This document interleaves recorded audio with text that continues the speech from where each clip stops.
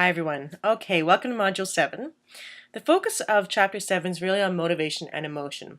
And you have to understand that the two are, they're tied together, but they are very unique to the extent that when I was doing my PhD, I actually took a course on motivation and emotion. And it really was getting at this intricacy between how motivation can actually lead you to experience certain emotions and how certain emotions can lead you to have certain motivations. So there's a very tight knit between the two. Make sure by the end of this module you understand that connection. All right, so the module notes themselves don't deal with it too closely, but the textbook does.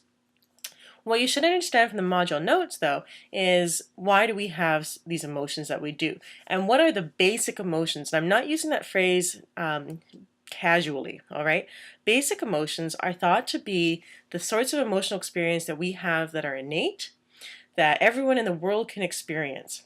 And there's been some very famous studies, for example, Paul Ekman's work, where he took photographs of people who were asked to display various emotions. Okay, so these were actors, and he showed these photographs to people all over the world.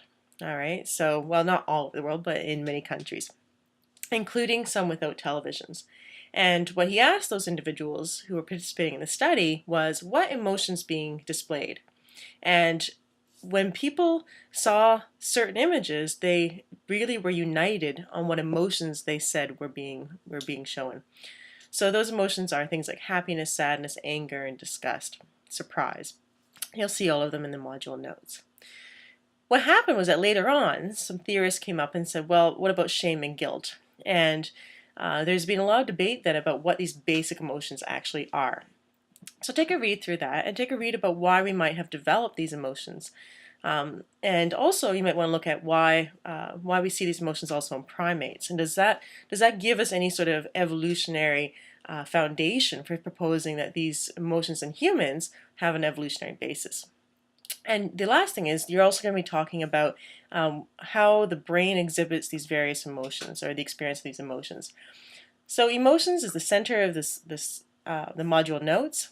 The textbook deals with a little bit about the motivation aspect. So I hope you enjoy it. For those of you that are thinking of going on in psychology, I'm sure this will be a fun module for you because it's focusing really now on individual differences. And for those of you who are in your upper year of your psychology degree, you'll probably hear a lot of familiar theorists here. So hope you enjoy it.